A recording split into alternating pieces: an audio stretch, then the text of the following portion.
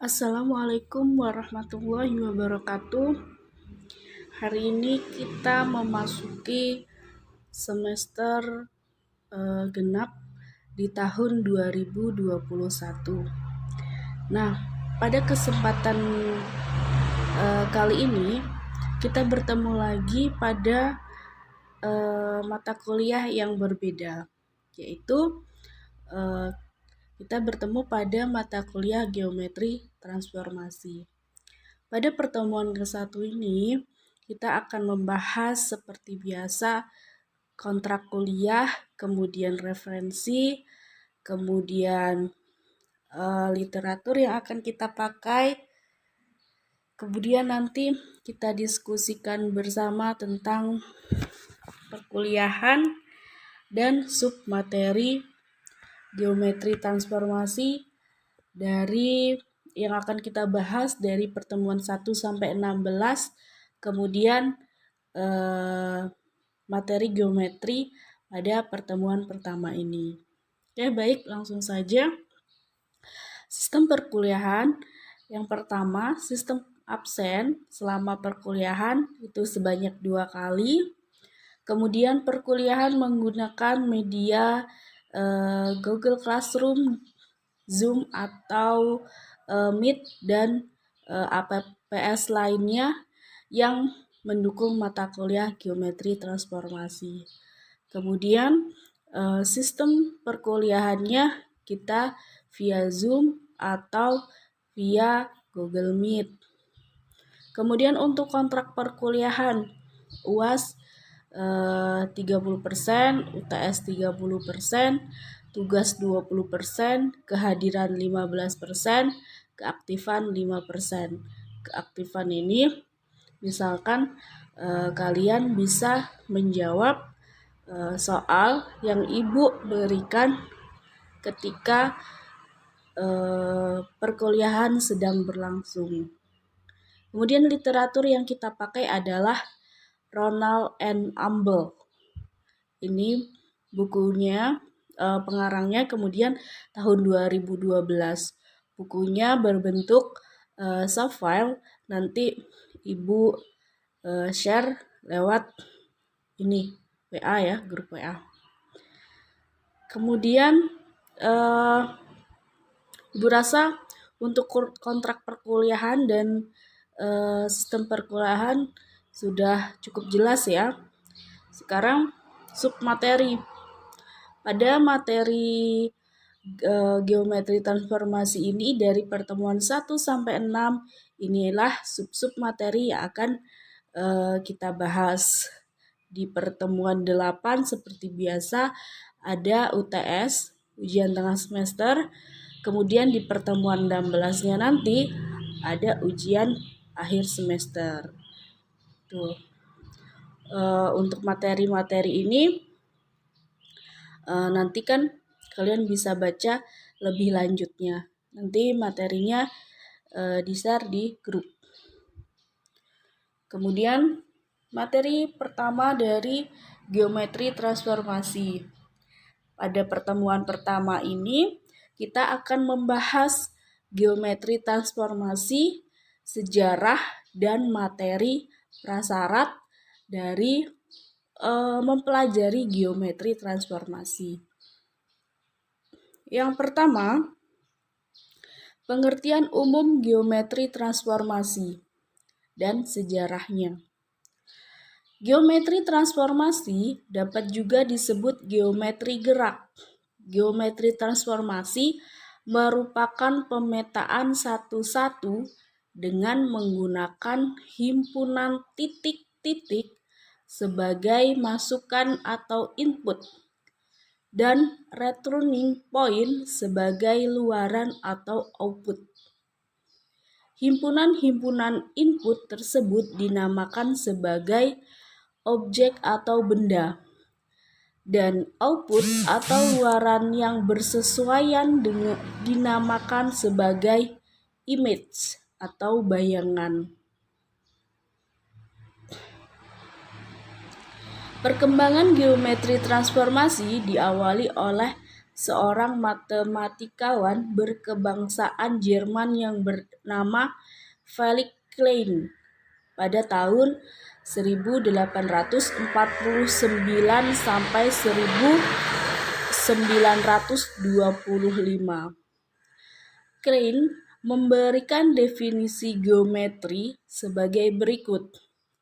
Suatu geometri didefinisikan oleh suatu grup dari transformasi-transformasi. Jika definisi dan dalil-dalilnya yang berlaku untuk sifat-sifat dari bangunan itu invarian atau tidak berubah oleh transformasi-transformasi dari G, tetapi tidak invarian oleh transformasi dari grup lain yang mana saja yang membuat G. Jadi ini pengertian dan sejarahnya dari geometri. Pengertiannya. Jadi merupakan pemetaan. Geometri transformasi itu merupakan pemetaan satu-satu. Jadi kalau pemetaan satu-satu, geometri transformasi ini berkaitan dengan materi apa? Pemetaan fungsi atau relasi dan fungsi. Jadi geometri transformasi ini berkaitan dengan materi, relasi dan fungsi. Karena dia merupakan pemetaan satu-satu dan menggunakan himpunan-himpunan. Kemudian perkembangan geometri transformasi, dulu ketika sebelum Felix Klein ini di jurnalnya, sebelum mengeluarkan jurnal, dulu dalam mempelajari geometri itu hanya sebatas tentang sifat-sifat geometri. Misalkan bangun datar, sifat-sifatnya seperti kekongruenan, kemudian besarnya sudut, kemudian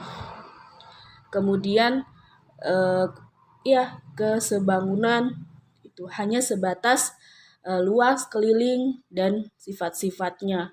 Namun setelah si Klein ini memberikan definisi lain dari geometri, maka dalam mempelajari geometri ini tidak hanya ruang lingkupnya tentang sifat-sifat ataupun ukuran dari bangun tersebut, namun juga transformasi dari bangun tersebut. Misalkan ketika digeser seperti apa, kemudian ketika diputar nanti jadinya seperti apa, kemudian nanti ketika dicerminkan bangun itu jadinya seperti apa. Nah, itulah yang dipelajari lebih lanjut dengan nama sekarang geometri transformasi. Jadi yang dibahas pada suatu bangun tidak hanya sifat-sifat dan ukuran, namun juga sekarang berkembang menjadi sebuah transformasinya bangun tersebut. Misalkan tadi seperti refleksi, pencerminan, ataupun rotasi. Nah, si Klein ini memberikan definisi geometri seperti ini, yang tadi telah Ibu bacakan ya. Jadi mulanya atau sejarahnya geometri transformasi itu dari si Klein ini. Kemudian materi prasyarat dari mempelajari geometri transformasi ini adalah materi, relasi, dan fungsi. Dikatakan tadi di awal bahwa geometri itu merupakan pemetaan satu-satu dengan menggunakan himpunan. Ya, berarti kalau ini merupakan pengertian umum dari geometri transformasi, berarti ya berkenaan atau berkaitan dengan materi, relasi, dan fungsi. Karena apa? Karena geometri itu merupakan pemetaan satu-satu dengan menggunakan himpunan titik-titik. Tuh dan seterusnya. Oke, materi prasyarat dari geometri transformasi adalah relasi dan fungsi. Kalian ingat kembali, relasi adalah memasangkan satu atau lebih anggota himpunan dengan satu atau lebih anggota himpunan lainnya. Ini yang namanya relasi. Kemudian fungsi adalah memasangkan setiap anggota suatu himpunan tepat dengan satu anggota himpunan yang lain. Ini yang disebut dengan fungsi. Fungsi sering juga disebut dengan istilah pemetaan, padanan, atau mapping. Untuk lebih memahami perbedaan antara relasi dan fungsi, perhatikan gambar berikut. Nih, yang gambar pertama relasi dan bukan fungsi. Kenapa? Karena di anggota himpunan A ini mempunyai dua pasang di B. Sedangkan fungsi itu memasangkan setiap anggota tepat dengan satu anggota. Jadi nggak boleh harus satu-satu. Tuh, kenapa gambar A ini, gambar yang pertama ini bukan fungsi, tapi relasi. Relasi saja. Kemudian gambar yang kedua juga sama, relasi dan bukan fungsi. Kenapa bukan fungsi? Karena A ini ada anggota A ini yang tidak mempunyai pasangan di B.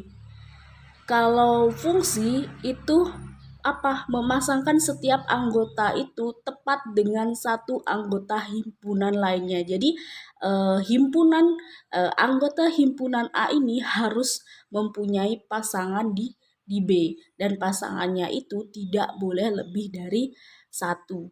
Itu yang disebut dengan fungsi. Kemudian yang gambar ketiga ini relasi dan fungsi, ya kan?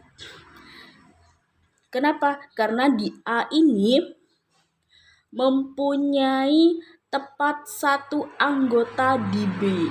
Semua anggota di A mempunyai tepat satu anggota di B.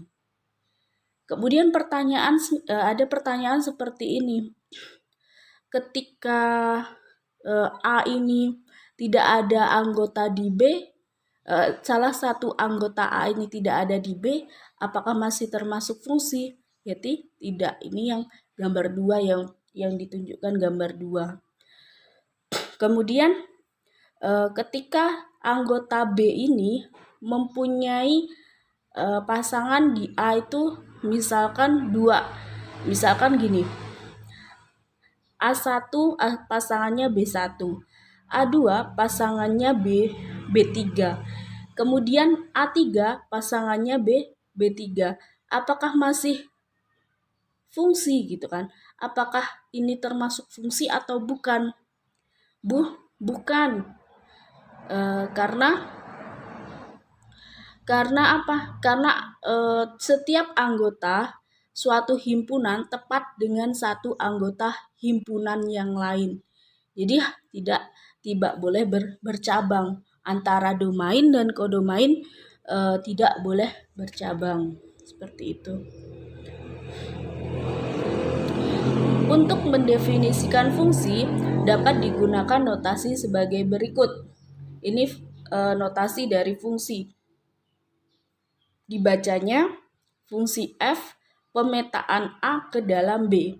Atau fungsi f ini memetakan A ke B.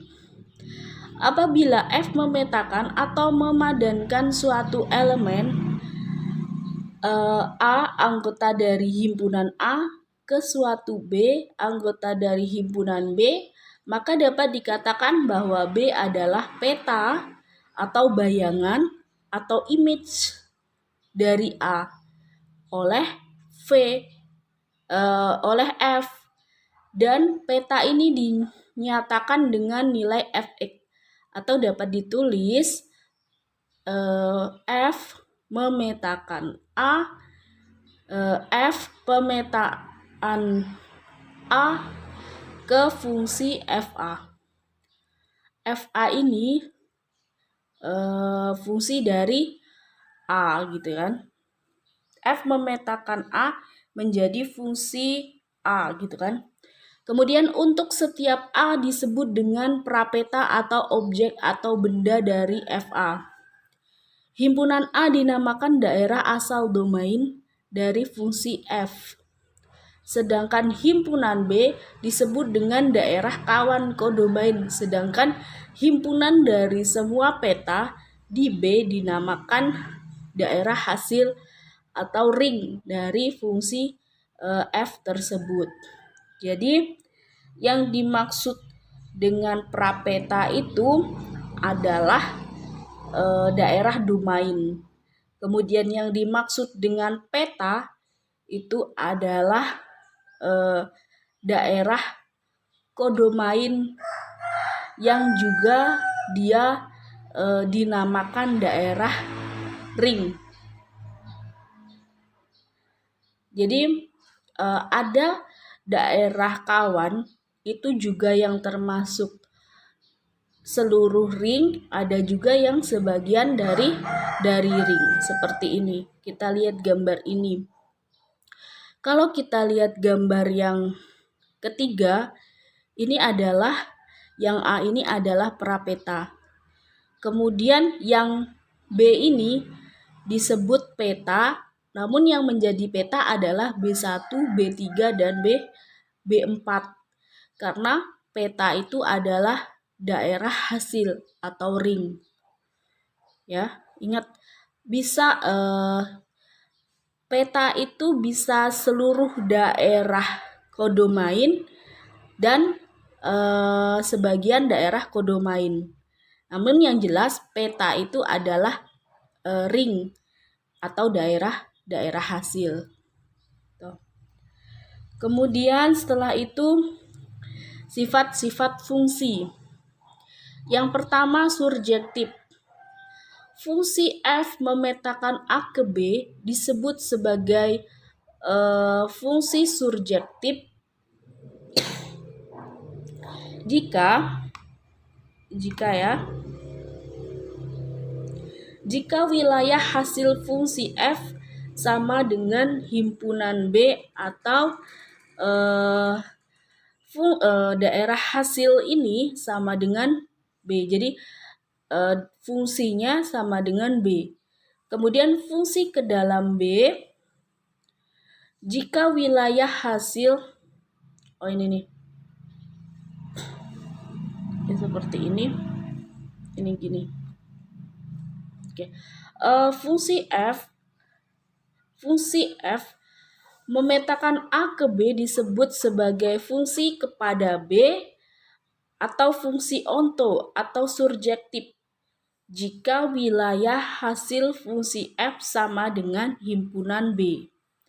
Kemudian fungsi ke dalam B atau fungsi into jika wilayah hasil fungsi F merupakan himpunan bagian dari himpunan B atau WF anggota bagian dari B.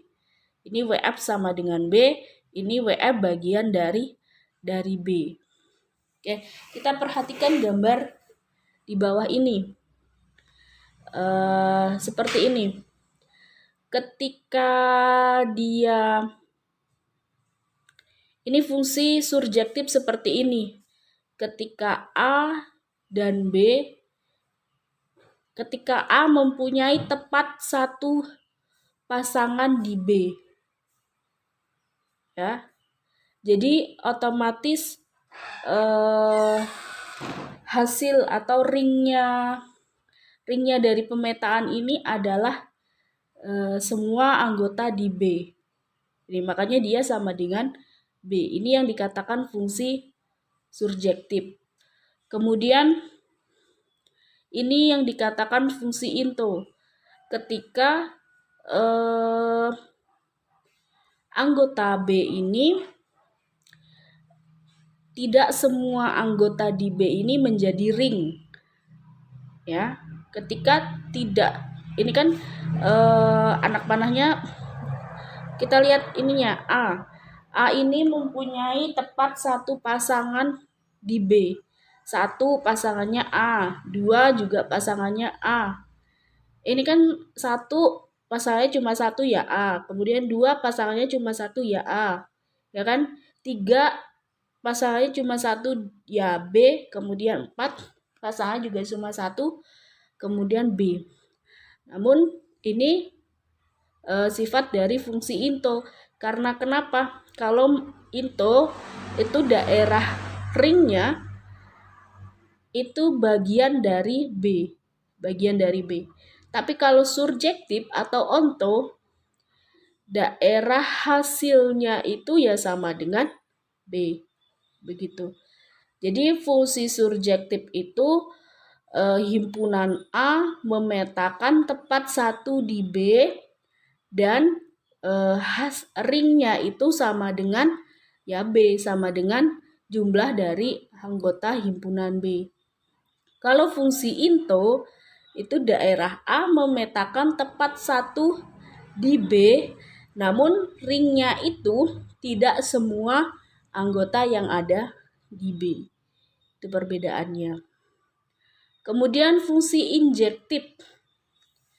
Fungsi injektif atau fungsi A memetakan A ke B disebut sebagai fungsi 1,1 atau fungsi injektif jika dan hanya jika untuk sembarang A1 dan A2 anggota A dengan A1 tidak sama dengan A2 berlaku F A1 tidak sama dengan F A2. Paham? Jadi begini. Nih. Fungsi injektif atau 1,1 berarti dia di A dan di B ini harus mempunyai tepat satu pasangan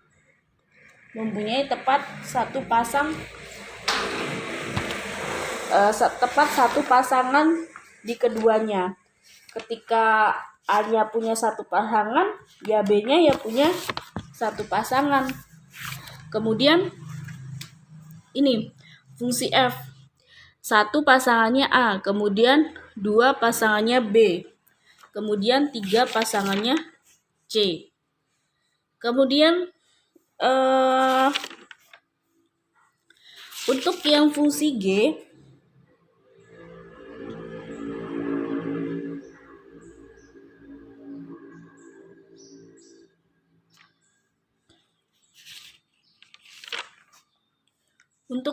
G, kita perhatikan bahwa untuk gambar yang G ini, untuk fungsi yang G ini, dia bukan injektif. Karena setiap anggota di A yang berbeda memiliki peta yang sama di B. Kalau injektif itu 1,1. Jadi ketika setiap anggota di A ini yang berbeda mempunyai peta yang berbeda pula di B. Jadi nggak boleh sama nih ringnya atau daerah hasilnya. Itu fungsi injektif. Kemudian yang ketiga, fungsi bijektif. Fungsi F memetakan A ke B disebut sebagai fungsi bijektif jika dan hanya jika fungsi F adalah fungsi surjektif dan juga fungsi injektif. Atau maksudnya fungsi bijektif ini atau fungsi bijak ini fungsi yang memenuhi fungsi surjektif dan fungsi injektif. Tidak boleh salah satu, harus keduanya. Harus berlaku surjektif dan injektif.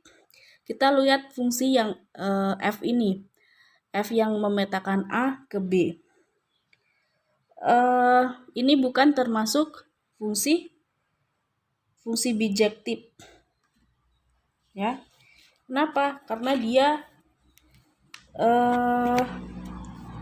ini fungsi bijektif karena dia Tadi yang pertama, untuk pertama ini WF sama dengan B, atau ring jumlah ring sama dengan jumlah kodomain. Kita lihat bijektifnya yang fungsi F. Jumlah ring sama dengan kodomain.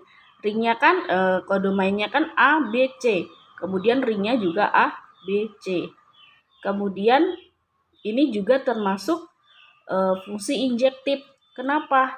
Karena setiap anggota di A itu mempunyai peta yang berbeda di B. Setiap anggota di A yang berbeda mempunyai peta yang berbeda pula di B. Jadi fungsi F ini adalah fungsi surjektif. Kemudian kita lihat fungsi G. Fungsi G ini bukan fungsi surjektif. Kenapa? Fungsi mana yang tidak terpenuhi? Kita lihat fungsi injektifnya. Fungsi injektif satu-satu. Berarti setiap anggota di A ini yang berbeda mempunyai tepat satu pasang anggota yang berbeda pula di B. Oke, 0 pasangannya A, 1 pasangannya B, 2 pasangannya C. Berbeda ya, berbeda-beda. Memenuhi sifat injektif. Bagaimana dengan sifat surjektifnya? Apakah dia memenuhi sifat surjektif fungsi G ini?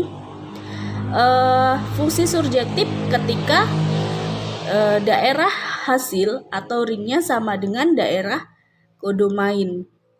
Daerah hasilnya A, B, C. Daerah kodomainnya A, B, C, D. Jadi dia bukan sama dengan, tetapi tidak sama dengan. Jadi yang di sini fungsi G ini bukan fungsi bijektif karena dia tidak memenuhi fungsi surjektif. Jadi kalau bijektif itu harus memenuhi kedua fungsi, yaitu surjektif dan injektif, seperti fungsi F. Kalau hanya satu fungsi yang terpenuhi, yang satu tidak, maka dia bukan dikatakan fungsi bijektif, tetapi ini hanya fungsi injektif. Ya, paham ya? Kemudian materi kita untuk pertemuan pertama ini selesai sampai di sini. Bu harap kalian di perkuliahan geometri transformasi ini, jika ada yang tidak dipahami silahkan ditanyakan di grup ya. Ibu akhiri, wassalamualaikum warahmatullahi wabarakatuh.